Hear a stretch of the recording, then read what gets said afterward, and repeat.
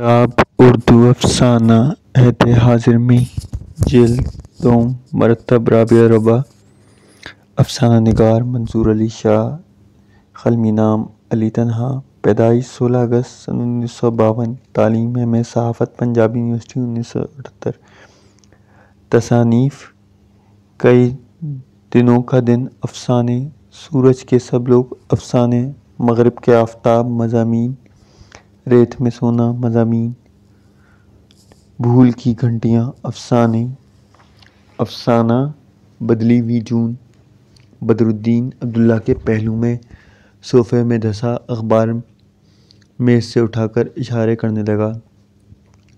لو پہلے سفر پر ہی یہ خبر پڑھو، ہے نا مرنے کا مقام، پڑھو ذرا غور سے۔ ہٹا لو یہ اخبار، کون سی نئی خبر ہے؟ آگ لگی ہے چاروں اور کہاں تک کوئی دامن بچائے، خبریں تو ہیں ہی آگ لگانے کے لیے۔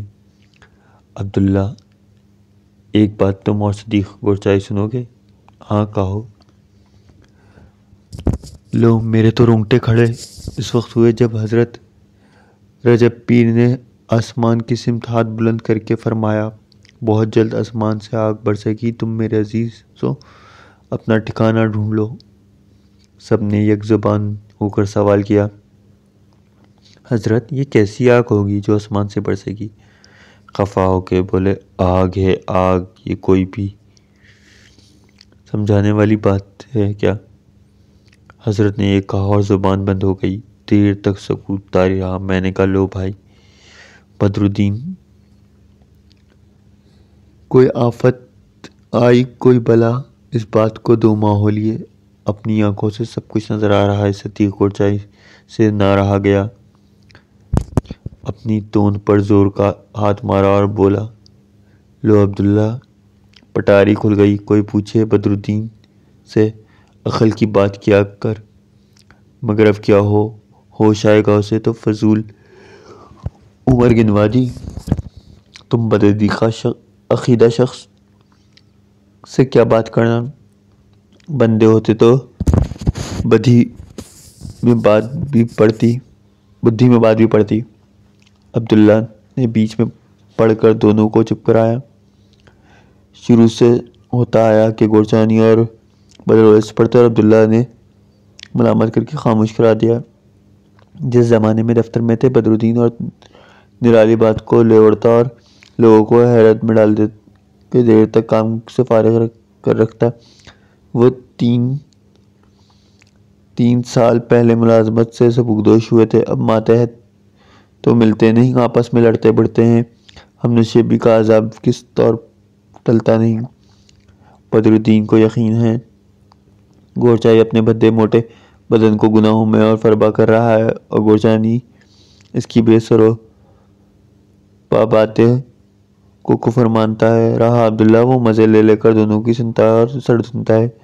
بدر الدین صدیق گورچانی کے مرصد ڈرائنگ روم میں بیٹھا پیج و تاب کھاتا رہا۔ اس پر صدیق گورچائی نے موقع تاڑ کر آگ لگائی، تیری زبان کو رہتی ہے خارش بھائی، کیا ضرورت ہے کوئی پیرو فقیروں کا بے سراپا قصہ بیان کرو، کان پک گئے ہیں تیری بکواس سنتے۔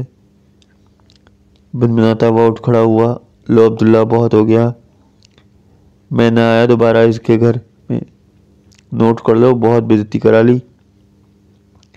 ٹھہر بدر الدین ٹھہرو، مگر اس نے ایک نہ سنی اور پلک جھپکتے ہی باہر نکل گیا۔ صدیق گورچانی تل ملا کر رہ گیا، دیکھا بدر الدین کی کمینگی، بے عزت کرتا ہے مردود۔ عبداللہ نے چاہا اسے روکے مگر بدر الدین نے موقع ہی نہ دیا۔ دیر تک دونوں چپ رہے، آخر عبداللہ نے بڑی مشکل سے اجازت لی اور باہر پورچ میں کھڑی کار کا دروازہ کھولا اور اندر بیٹھے ڈرائیور کو بتایا، چلو مجھے راحت گارڈن کے گیٹ پر اتار دینا، میں آ جاؤں گا گھر، تم لینے نہ آنا۔ گاڑی بھی اسٹارٹ نہیں ہوئی تھی کہ گورچانی عبداللہ کی گاڑی کی چھت پر ہاتھ رکھ کر اسے روک کر کھڑا ہو گیا۔ کہو بدر الدین سے معذرت، موبائل پکڑ لوں تمہاری خوشی کے لیے، ورنہ وہ ہے تو نہیں اس قابل اس مردود سے معذرت کی جائے۔ ہاں یہ ضروری ہے، کچھ بھی ہو وہ یار ہمارا پرانا ہے، پرانا دوست اور پرانا سونا، دونوں کی قیمت تم جانو کیا ہوتی ہے۔ عبداللہ نے راستے میں سوچا، دوست نہ ہوں تو بندہ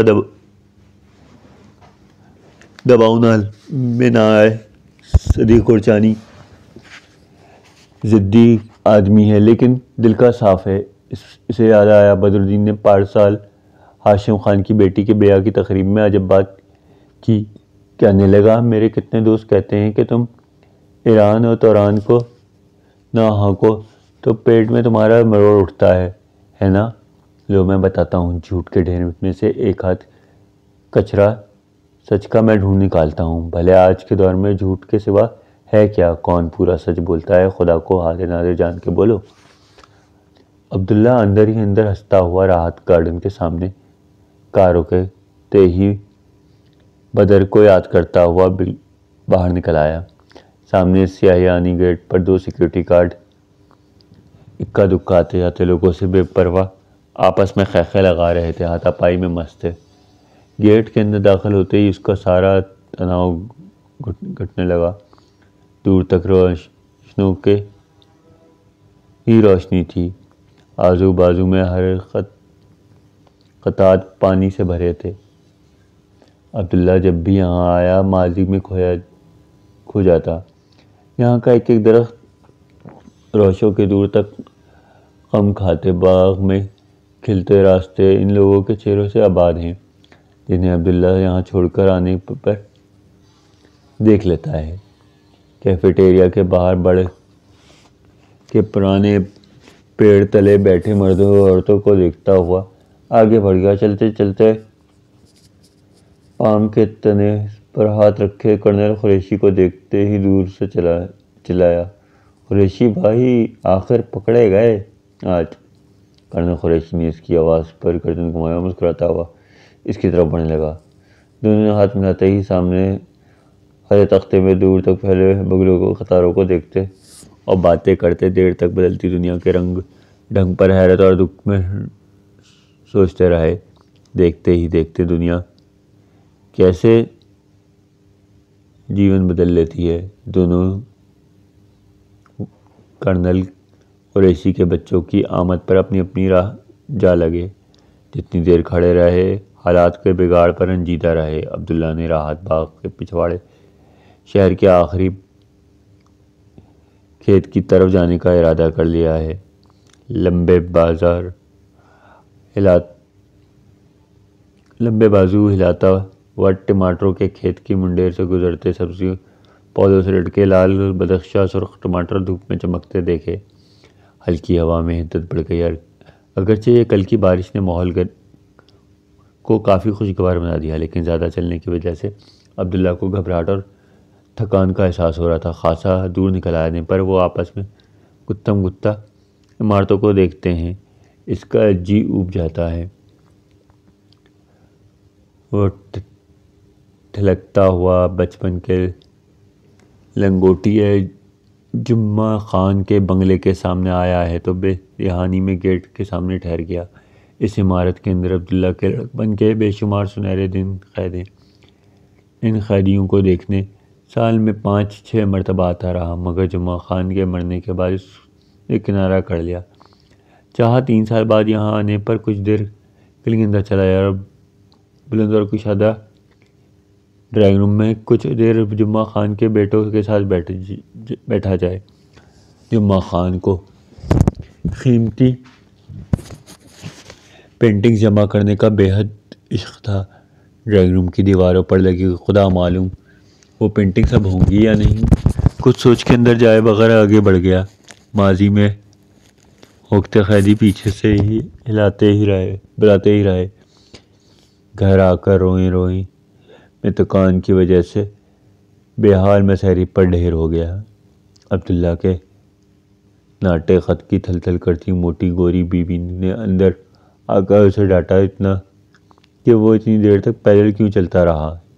کوئی جواب دیے بغیر کروٹ بدل کے عبداللہ نے کان لپیٹ لیے تاکہ پگھلے شیشے کی طرح بیوی کی آواز سے نجات پا سکے۔ بیوی کی اس خراشدار زبان نے اس کی گیہوں رنگت پر ملائم چہرے پر اب جھریاں ڈالنا شروع کر دیں۔ پچھلی جمعے رات کو آئینے کے سامنے جھریوں کو دیکھ کر اس کے دل پر گھوسا لگا۔ کیا وہ سوچ سکتا تھا یہ جھریاں محض 3 سالوں میں ریٹائرمنٹ کے بعد بڑھنا شروع ہو جائیں گی۔ عبداللہ کی آنکھوں میں بے بسی کا سایہ پڑنے لگا۔ آئینے کے سامنے کھڑے اسے دیر ہو گئی تھی۔ موبائل کی گھنٹی نے اسے چکا دیا۔ موبائل کان سے لگایا۔ دوسری طرف حسین احمد کی آواز آئی، عبداللہ، سلطان ابراہیم اغوا ہو گیا ہے، جلدی آؤ۔ کیا کہا؟ اسے اپنی دولت مند ہمزلف کے اغوا ہونے کا یقین نہ آیا۔ وہی کہا جو تم نے سنا ہے۔ ہو سکے تو بدرالدین کو دوسرے دوستوں کو بھی فون کر دو، جلدی آؤ، وقت کم ہے۔ عبداللہ نے بیوی بچے کو قیامت خیز خبر کیا سنائی۔ پورے گھر میں کوہرام برپا ہو گیا۔ عبداللہ نے گاڑی بھر کر سب کو سلطان کے ابراہیم کی کوٹھی پر اتارا۔ سامنے لان اور برآمدے میں لوگوں کے خاموش سوالیہ چہرے ہر طرف نظر آ رہے تھے۔ اس نے حسین احمد کو ٹٹوری پر مختصر داڑھی اور سنہرے فریم کے پیچھے ویران آنکھوں میں گرداڑ اڑتی دیکھی۔ وہ اجڑا ہوا سب کو دیکھا ہڑبڑا رہا تھا۔ بدرالدین نے سلطان ابراہیم کے چھوٹے بھائی حسین احمد کو ایک طرف لے جا کے معاملے کی تہہ جاننے کی کوشش کی، لیکن عبداللہ نے اس کے جلد جان خلاصی کی اور اسے گھر کے اندر لے گیا۔ سلطان ابراہیم کے بچے اور بیوی رو رو کر بے حال ہو رہے تھے۔ بھائی، یہ کیا ہو رہا ہے؟ ہم تو زندہ مر گئے۔ دل نہ چھوٹا کرو، سب درست ہوگا، سب کچھ ٹھیک ہوگا، گھبرانا نہیں، ہمت نہیں ہارنی۔ سلطان ابراہیم کی بیوی زینت کو تفل تسلیاں دیتے وہ خود پسیج گیا۔ بڑی مشکل سے اپنے آپ کو سنبھالا اور عورتوں کے الزام سے راستہ نکالتا ہوا باہر آ گیا۔ بدرالدین اور حسین احمد کے ساتھ کھڑے پولیس والے کیس کے بارے میں بحث کرتے رہے۔ موٹے بدے گنجے سر والے پولیس افسر نے بدرالدین کی نسوانی آواز میں سلطان ابراہیم کی سخاوت کا تولاتی سلسلہ توڑا اور سلطان ابراہیم کے نوکروں میں سے 4 کو گاڑی میں بٹھا دیا اور نکل گئے۔ حسین احمد کے ہمراہ وہ کھڑے ہو کر باتیں کر رہا تھا۔ کرنا قریشی کے آتے ہی کہا، پولیس پر اعتماد نہیں کرنا، یہ اغوا کاروں سے ملے ہوتے ہیں تو پھر کیا کریں؟ کرنا قریشی اور بدرالدین کی بنیادی باتوں میں گھر حسین احمد سے بولا، ہم تیزی سے جون بدل رہے ہیں، ہر شے بدل رہی ہے، کیا بندے، کیا اغوا کار، کیا پولیس۔ کیا کہا؟ لگتا ہے ہم دیوار سے لگ گئے ہیں، ہمیں جو نظر آ رہے ہیں وہ نہیں ہیں، ہم کیا ہیں یہ نہیں معلوم ہو رہا۔ عبداللہ، اس دوران کتنے ہی لوگ ملتے رہے، ہر ایک کی باتوں کا رخ بدلے ہوئے حالات کی جانب تھا۔ آدمی اپنی جون سے نکل آئے تو زمین آسمان شاید دونوں بدل جاتے ہیں۔ اتنی خلقت کے ہوتے تمام آوازیں وقفہ سے دم توڑتی رہیں، اس کے مکان بند ہو گئے۔ سلطان ابراہیم کو اغوا ہوتے ہوئے لوگ بھول گئے، وہ زندہ ہے یا مر گیا کوئی نہیں جانتا۔ 5 ہفتے گزرنے کے بعد بھی کچھ پتہ نہ پڑا۔ پولیس سے جا کے ہی پوچھ لے۔ حسین احمد اگرچہ بدرالدین اور عبداللہ ہر دوسرے تیسرے دن ان سے ملتا رہا، اپنے بھائی سے موبائل پر ہونے والی گفتگو سے مطمئن ہے کہ وہ مرا نہیں۔ بدرالدین نے جمعے کی نماز کے بعد یکایک عبداللہ کو پتھرا دیا، کیونکہ اس نے سلطان ابراہیم کو زندہ سلامت مسجد کی دیوار کا سہارا لیتے دیکھ لیا تھا۔ معلوم ہوا 1 کروڑ تاوان کی وجہ سے مسجد کے دروازے پر دھکا دے کر چھوڑ دیا گیا ہے۔ بدرالدین کے ہمراہ 10-12 آدمی سلطان ابراہیم کے ہڈیوں کے ڈھانچے کو لے کر چلے۔ ان کے درمیان سلطان ابراہیم کو کھلی گاڑی میں لیٹا گویا مردہ ہے، اس کا جنازہ جا رہا ہے۔ بدرالدین چلتے چلتے رک گیا، چاہا لوگوں کو بتائے کہ یہ آسمان سرخ کیوں ہے۔ آگ برسنا شروع ہو تو آسمان نے سرخی ہونا ہے۔ آسمان تلے کھڑے لوگ عجیب کرب میں ایک دوسرے سے جس زبان میں باتیں کر رہے ہیں، یہ اس سے پہلے بدرالدین نے ایسی گفتگو سنی کہاں تھی۔ جنگ کے بعد جیسے ہاری ہوئی فوج پناہ کی تلاش میں زندگی کی بھیک مانگ رہی ہو اور بھیک میں ملے ہوئے ٹکڑے خوف کی وجہ سے یہاں تہاں گر رہے ہیں۔ بدرالدین اب بڑھاپے میں جب لوگ بہت زیادہ بولتے ہوں تو اسے برا لگتا ہے اور گزرے ہوئے وقت میں ہی زندہ رہنا چاہتا ہے۔ جون بدل بیٹھا ہے، عبداللہ کے بلانے پر بھی مشکل سے جواب دیتا ہے۔ عبداللہ بھی ڈھلتی عمر کی ڈھلوان پر کھڑا کسی وقت کھائی میں گر جائے گا۔ عبداللہ کو ایک دم پیر رجب کی یاد آئی۔ صدیق گورچانی کے چیلم میں پر آئی۔ وہ بدرالدین کا کانپتا ہوا ہاتھ پکڑے بولا، چلیں پیر رجب کی زیارت کرنے۔ اے عبداللہ! بدرالدین کی آواز رون گئی۔ ہاں بولے بدرالدین، کیا ہوا؟ وہ تو زمانہ ہوا گزر گئے۔ ہاں، زیارت کی تو بات، ان کے مزار پر وقت نکال کے زیارت کراؤ۔ وہ گزر گئے، تم نے بتایا ہی نہیں۔ ہاں، پردہ فرما گئے۔ بدرالدین پردہ کرنے سے یاد آیا، یہ جو سلطان ابراہیم کے ڈرائنگ روم میں تانبے کی پلیٹ کا نندا دعا ہے نا، یہ پیر رجب کی عطا ہے۔ ایک عجب بات سنو گے؟ لو جناب، یہ دعا جس درجہ اور جتنی بار چاہو پڑھو۔ دوسری اچوتی سطر کے آتے ہی بھول جاتی ہے یا آدمی کا دھیان بھٹک جاتا ہے۔ میں نے بہت پہلے سلطان ابراہیم سے اس کی وجہ پوچھی، کہنے لگا صدیق پرچانی سے کہو یہی 12 سطروں کی دعا سنا دے۔ کہا سے چھوڑو، وہ یہ اصرار کیا کہ کہا اسرار بھی کھلتا ہے۔ یہ بات کبھی تم نے پہلے نہ بتائی۔ بعض باتیں نہیں بتائی جاتی، خود بخود سامنے ظہور کرتی ہیں۔ وہ جب سلطان ابراہیم کے ڈرائنگ روم میں آئے ہیں تو سلطان ابراہیم کے بڑے بیٹے نے ان سے پوچھا، آپ یہ دعا والی پلیٹ کو کیوں ٹکٹکی باندھ کے دیکھ رہے ہیں؟ ابراہیم بیٹے پڑھ سکتے ہو یہ دعا؟ اس پر سلطان ابراہیم کا لڑکا ابراہیم زور زور سے ہنسا، صرف آدھی پڑھ دیتا ہوں، اس کے بعد اندھیرا چھا جاتا ہے، کوئی بھی چاہے تو بھول بھلائیوں میں پڑ جاتا ہے۔ بدرالدین ہاتھ پیچھے باندھے پیر و مرشد کو یاد کرتے دعا والی پلیٹ کے سامنے کھڑا ہوا۔ کچھ دیر تو دیدے پھاڑ پھاڑ کر گھٹتا رہا۔ دعا پڑھنا شروع کی تو اسے شک گزرا کہ تیسری سطر کے بعد لفظ آہستہ آہستہ اڑ کر اس کے کندھوں پر آن بیٹھے ہیں۔ یہ کندھوں پر میرے کون پڑبڑا رہا ہے؟ گھبرا کے 2 قدم پیچھے ہٹا۔ کیا کہا؟ عبداللہ نے پوچھا۔